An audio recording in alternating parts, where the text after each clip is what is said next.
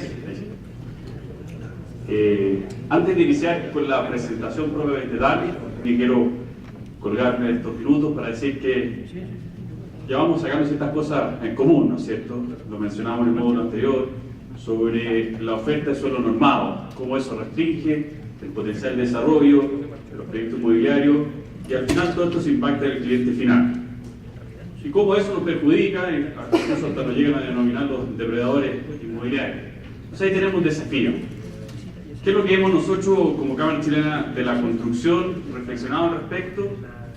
Primero, si bien siempre hay que participar en que las políticas públicas se ajusten a los tiempos, y en Chile en particular necesitamos políticas de planificación territorial que sean más modernas, más flexibles, más dinámicas, no podemos quedar esperándonos que eso suceda. En Chile, la Cámara ha propiciado desde hace 10 años lo que actualmente se ha conducido a través del Consejo Nacional de Desarrollo Urbano. Y el Consejo sigue trabajando, hay amplio acuerdo, pero que esos acuerdos se transformen en ley, hay un gran paso, y que esa ley se aplique, otro gran paso. Así que si nos quedamos solamente a la espera de que ese cambio regulatorio suceda, vamos a esperar los 30 años que decía mi amigo Cristiano. Así que creemos que tenemos que en paralelo desarrollar algunas otras iniciativas, como por ejemplo incentivar la voluntad política de aquellos actores que sí pueden provocar cambios. En Chile depende mucho de la implementación de las políticas relacionadas con planificación territorial en los municipios. Hay más de 300 municipios en Chile. ¿Cómo no hay algún alcalde que esté preocupado por el desarrollo de sus ciudades? Y lo hay, existe. Entonces trabajemos con ello.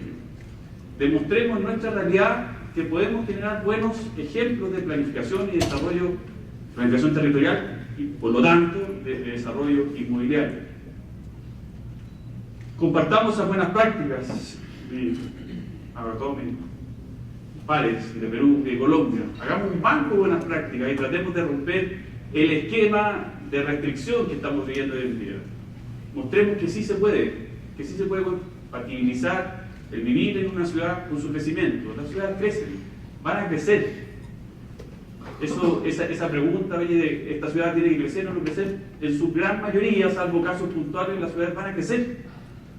En los países desarrollados ya pasaron, no se cuestionan si es que las ciudades van a crecer o no van a crecer. Su cuestionamiento es cómo vamos a afrontar el crecimiento de las ciudades. Y tenemos que aportar con estos ejemplos prácticos, tal vez desde lo micro a lo macro, que las ciudades sí pueden crecer y pueden crecer bien. Y como tercer punto, es decir que no hacer crecimiento por crecimiento. Ya la ciudadanía, ¿no es cierto?, la que está viviendo el día a día, esto del crecimiento no lo compra mucho. Y quienes están legislando, como dependen cada cierto tiempo su renovación de los votos, le hacen caso a quienes están viviendo, quienes son los vecinos actuales, no consideran la opinión de quiénes van a ser los futuros. ¿No es cierto? Entonces, eso es injusto, pero es lo que hay, dada la regulación. Tenemos que ser capaces de que ese crecimiento tenga una moneda de cambio. Y esa moneda de cambio son los estándares, esa moneda de cambio son las condiciones de calidad urbana. Y en eso se muestra este estudio que les quiero mostrar, que en la Cámara Chilena de Construcción se lleva desarrollando los últimos 4 años, que le hemos denominado el indicador de calidad de vida urbana de ciudades chilenas, ciudades que tienen desde 50.000 habitantes hacia arriba, y que les quiero presentar a continuación. Brevemente una explicación de la metodología. Este indicador incorpora el análisis de 93 comunas, de las 342 en total que hay en Chile, comunas que con más de 50.000 habitantes, entre ellas forman 10 áreas metropolitanas y 25 ciudades intermedias. Esta es una primera segmentación que es interesante para visualizar cuáles son las distintas evaluaciones según esta característica y las oportunidades también que existen.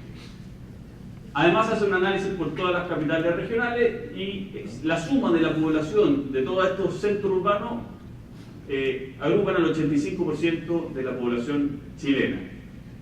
Se hacen análisis por dimensiones, vamos a ver a continuación cuáles son esas dimensiones, y también un análisis de variabilidad en función de los rangos, ¿ya? Lo que se busca con este indicador es tratar de aportar con información objetiva, ya sea a través de datos duros o de encuesta de percepción válidamente emitida y con representatividad a nivel local, ¿no es cierto? Armar un pool con toda esta agrupación de estos distintos indicadores, que los vamos a ver en unas láminas más adelante, un ranking que permita, ese ranking a la vez se agrupa en rangos, que permita a quienes están tomando las decisiones muy fuertemente en nuestro país, las municipalidades, tener información, vuelvo a repetir, objetiva, para poder cotejar cómo está mi comuna versus las otras comunas del país. ¿Qué es lo que no considera este estudio? Por ejemplo, ciertas contingencias, análisis de sensibilidad puntual que desarrollan o que se vienen en las ciudades. Todos estos indicadores son indicadores de mediano o largo plazo. Tampoco considera ciertos indicadores de pertenencia que pueden tener las personas por habitar en su lugar, en su ciudad. Básicamente, si lo tuviéramos que definir, son la medición de ciertos estándares o condiciones básicas que era tener un centro urbano.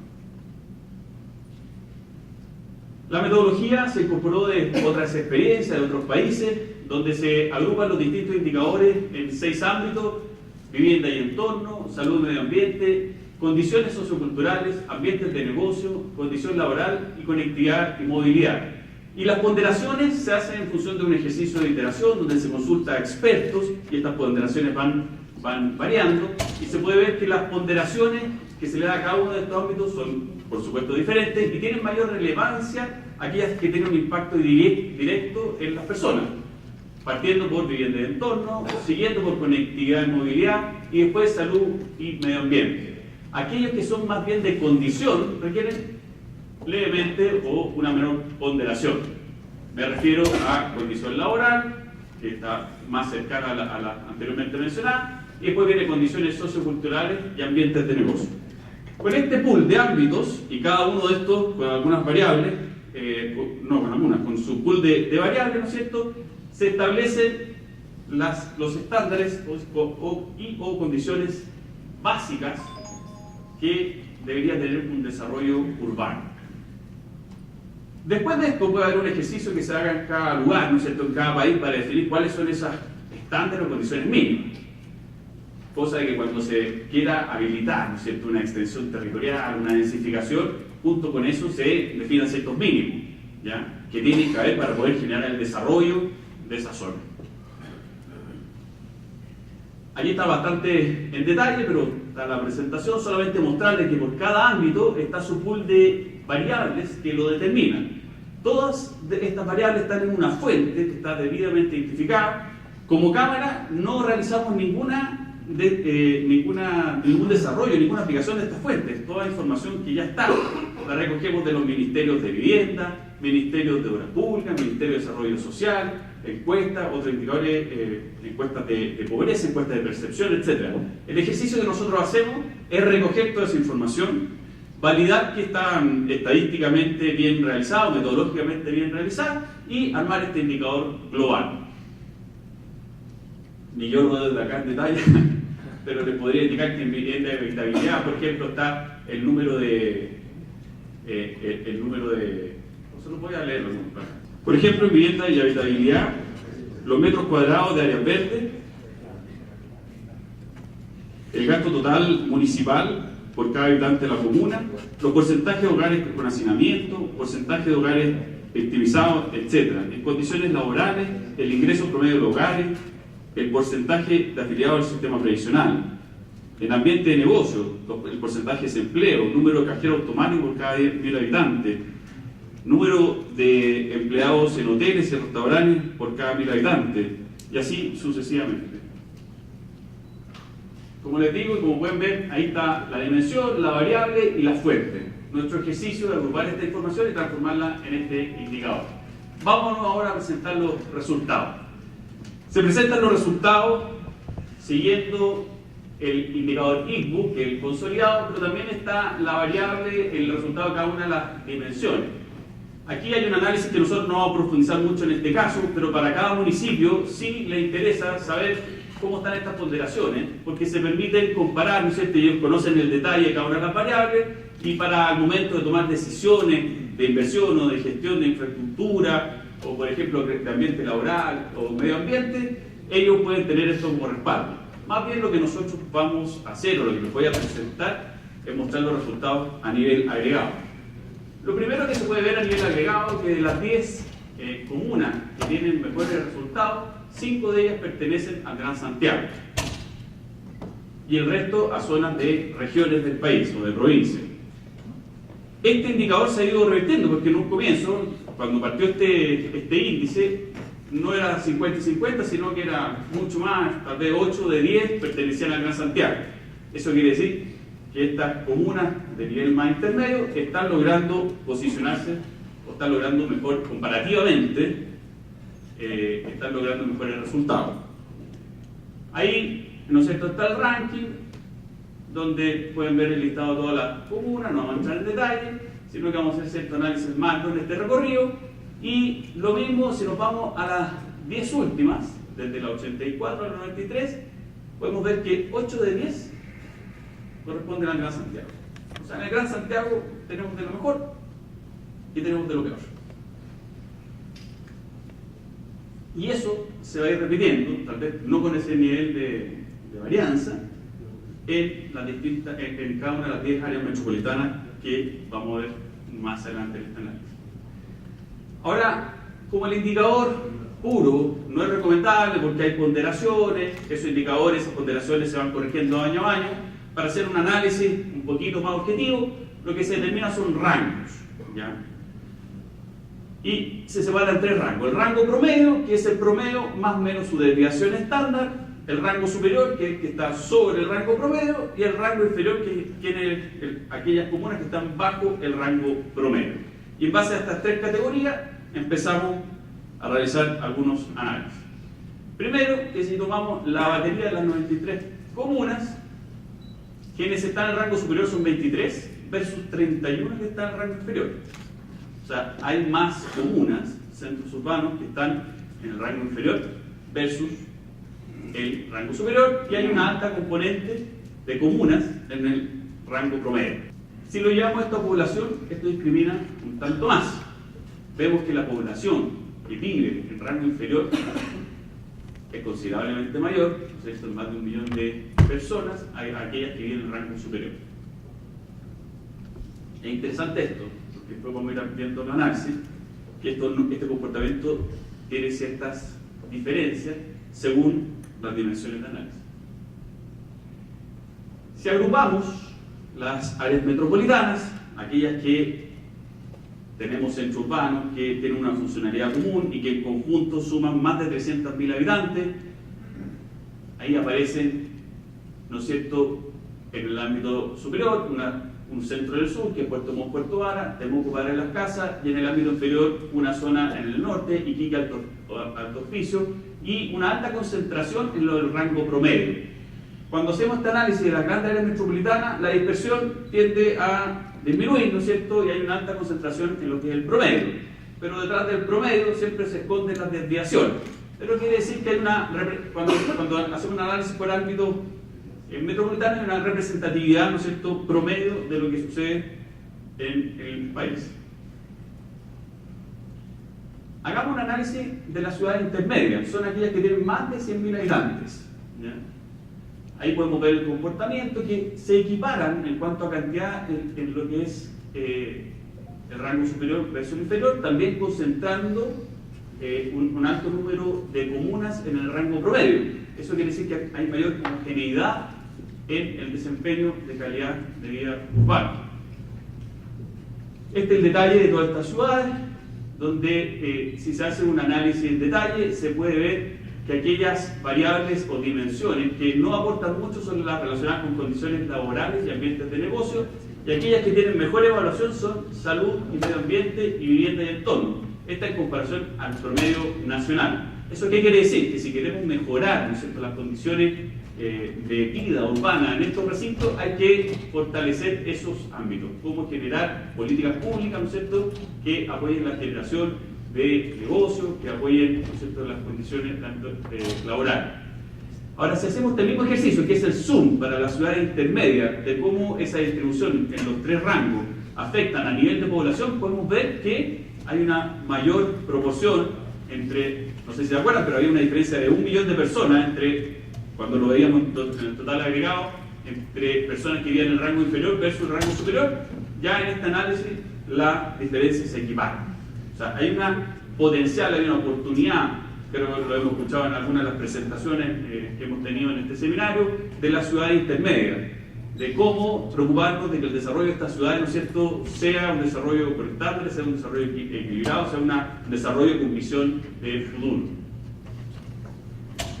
Volvamos a analizar el área metropolitana y aquí la descomponemos por las comunas que componen cada una de esas áreas metropolitanas, y aquí donde vemos que se provoca, ¿no es cierto?, la dispersión entre los rangos inferiores y el rango superior.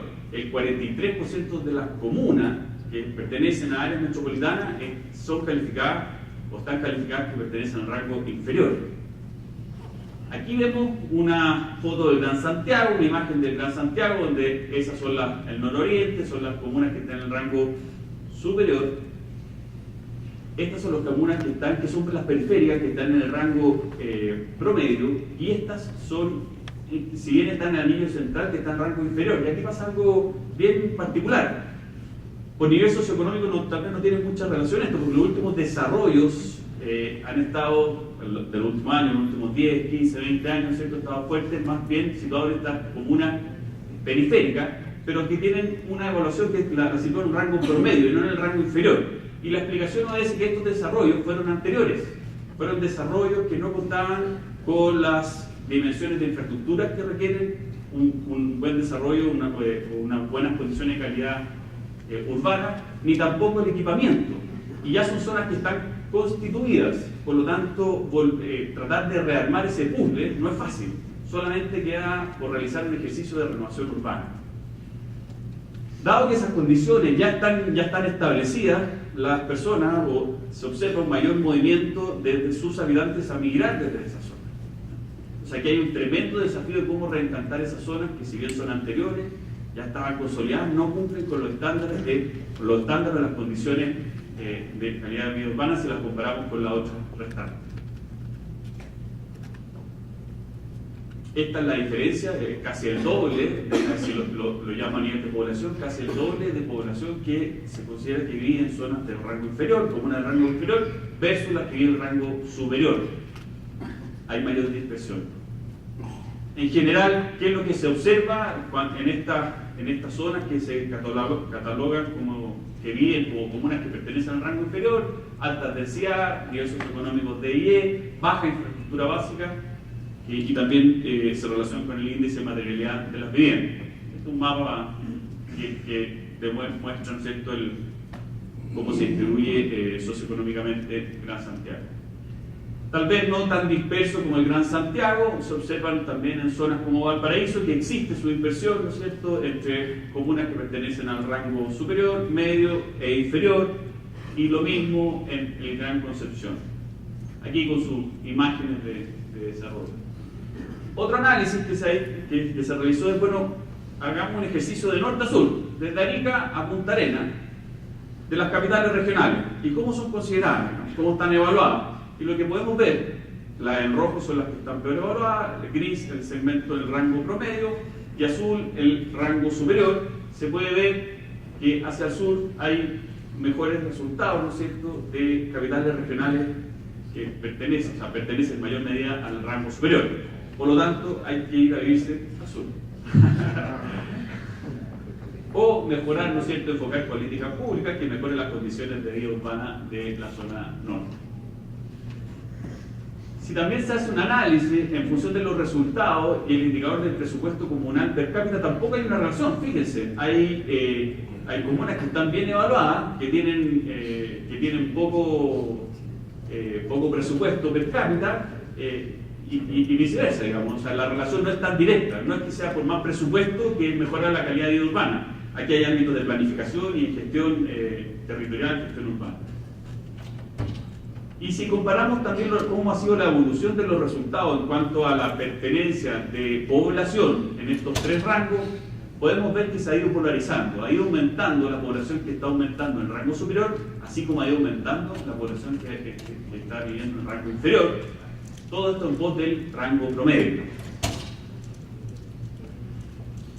Si además se le agrega el indicador del año 2012, se puede ver que notablemente casi se ha duplicado entre el año 2002 y el 2016, 14 años, la cantidad de población que vive, ¿no es cierto?, se puede denominar que vive en el rango superior de calidad de vida urbana, y ha disminuido, aunque esa tendencia no nos gusta, ¿no es cierto?, la que vive en el rango inferior. Y otro aspecto que todo esto son resultado de políticas, de acciones, de inversión de mediano y largo plazo. Por lo tanto, la movilidad en estos rangos no es muy rápida, digamos, no es muy obvia, no es muy sensible. Si vemos y hacemos un análisis de quiénes están ubicados en el rango superior en el año 2006, hacemos su seguimiento de qué pasaba en los años anteriores, son pocas las modificaciones, casos muy particulares que han presentado alguna movilidad. Por lo tanto, todo esto hay que siempre visualizarlo con políticas, con estrategias, con inversiones de mediano a largo plazo. Son indicadores que se construyen en ese horizonte. Y lo mismo, tal vez con un poquito más de variabilidad que el ejemplo anterior, si es que nos vamos a quienes están en el rango, en el tramo inferior de este rango. Eso es lo que les quería mostrar como ejemplo de un indicador que estamos desarrollando en la Cámara y que ponemos a disposición de todas las comunas, ponemos a disposición del Ministerio y nos ha servido al momento de conversar estos temas de cómo habilitamos ofertas, ¿no es cierto?, reguladas de suelo normado. Así que, bueno, preocupemos al mismo tiempo también de entregarlo con estándares que aporten a la calidad de vida de las personas. Muchas gracias.